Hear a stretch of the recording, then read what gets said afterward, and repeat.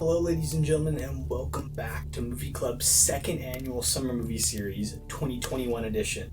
This is our last laugh, our final screening of this little mini series that tides us over between season 1 and season 2. But tonight we've got one little film that I think needs a little bit more attention and didn't get nearly the buzz it deserved.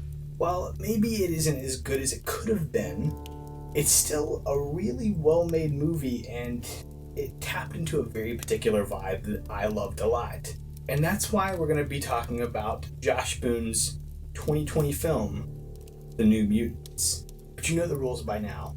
5 minutes on the clock, and I talk about the movie until the timer runs out, and at that point, I'm done, and we move on with the screening. I thought, what better way to wrap up the series than returning to where we came from, which is yet another pick from me. And I thought no one else would probably pick this movie because I don't think this film got nearly the love it deserved. And that's why I think you should check it out. The other reasons I think you should check it out are inside this video. So without further ado, let's get started. And here we go. Tonight's film is a little film from 2020, but this film has kind of been in production and close to being done for a couple years now.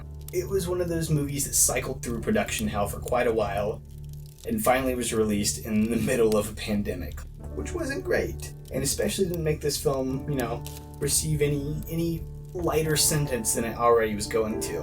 And I'm, of course, talking about Josh Boone's The New Mutants, a 2020 film that supposedly starts a new direction for where the X-Men franchise could go. However, I think sadly, it'll probably be the button on the end of the series rather than a new beginning, which is a tragedy in my mind because I really like the vibe here. I really like the style of film, and I think some critics actually latched on to why that is. A lot of the structure of this film and the story upon which it's based pulls from, I think, a very horror-centric environment. And specifically for me, the Dream Warriors installment of the A Nightmare on Elm Street series, which is probably my second favorite movie in that series besides the original. It's so much fun, it adds so much to that world, and also is so delightfully, it loves its ideas, and it takes care to celebrate those. And I think this film is also a celebration of those great kind of effects, and some of the effects that were used in A Nightmare on Elm Street pop back up here in really cool ways. In fact, a lot of the promotional material pulls from that as well, and it really compelled me because the idea that a Marvel movie could be a horror movie as well, that was genuinely exciting. And we had that with Doctor Strange for a bit, but now Sam Raimi is in the director's chair as opposed to Scott Derrickson, who has directed horror films in the past. But maybe Sam Raimi can also drive the new Doctor Strange installment in the horror direction. I think that would be a very valuable thing for him, and also be kind of a return to his roots. I also think the rich tapestry of characters here in Josh Boone's film are so delightful. It's the most representation that I think we've ever seen in an X-Men film, and X-Men has always been a very, very progressive comic. But the New Mutants continued to forge new paths here, and I think the characters here are the most diverse and the most representative of a modern landscape.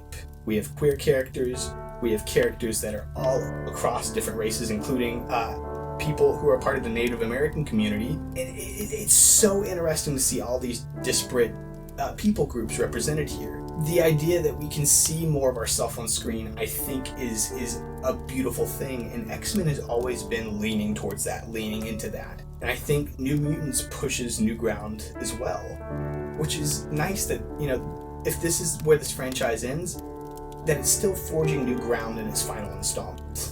Some critics thought that the plot was a bit too predictable, but, most superhero films are. But I think the way that this film goes about representing its ideas is unique. And in particular, it truly cares about its characters that you really come to enjoy. And I think the story that it tells and the message that it has for children is such a valuable tool. It reminds them that found family is just as important as family by blood, but also that it's how we respond to our fears that truly defines us. It's standing up in the midst of us being afraid that is representative of true courage. And the group here helps at times destroy one another, but also rebuild one another. And at the end of the day, that's a beautiful story to give to children. And I think it's also a beautiful story to give us in 2020.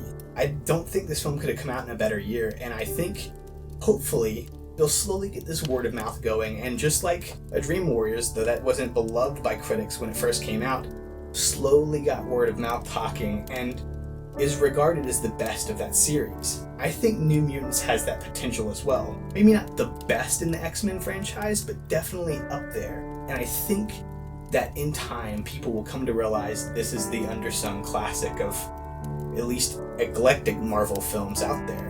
And that's why I think you should totally check out Josh Boone's The New Mutants, because it's unlike anything that we've seen in the franchise to date. And I'm going to cheat real quick because, it's my show. I can break my rules when I want to. Josh Boone previously had directed an adaptation of a John Green novel, The Fault in Our Stars. So if you're familiar with his name, it's probably from that. And I think he's traversed the genre changes here extremely well. And despite the production hell that he went through, I think he accomplished something brilliant here. And it's why I wanted to share it with you. I think a couple of my friends have already checked this film out, but I know a lot of you haven't because, critical response wasn't great. And in a year where you're having to buy all of your films or rent all of them digitally, it might be one that you would skip or be afraid of because of its Rotten Tomatoes score. But I'd ask you to actually lean into it. I think here we do have the makings of at least a cult classic. And I think some critics recognize that, and valuable for them to at least see a chance for this film to be admired or really enjoyed by a group of people that were unlike them.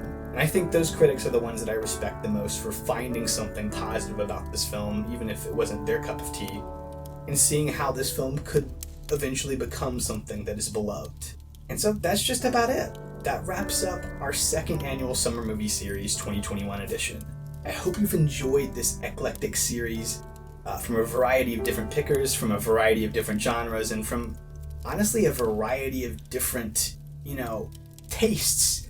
Because some of these films don't exactly fit cleanly into a genre, and some of these films I don't think we ever would have screened otherwise, and it makes me want to do more of these little tiny mini-series where you have guest pickers. And I'm sure I'll do that in the coming months. But for now, I need to stop this and go finish my plans for season 2, because the first 2 months are already locked and loaded, and I'm really excited for what we've got coming up for you. I can't wait for you to see it, but for now, I'm gonna have to sign out so I can finish up those plans. I hope you've enjoyed this little mini-series, but as always, I'm your host and curator around these parts, Patrick Smith, and this has been Movie Club, our second annual Summer Movie Series 2021 edition.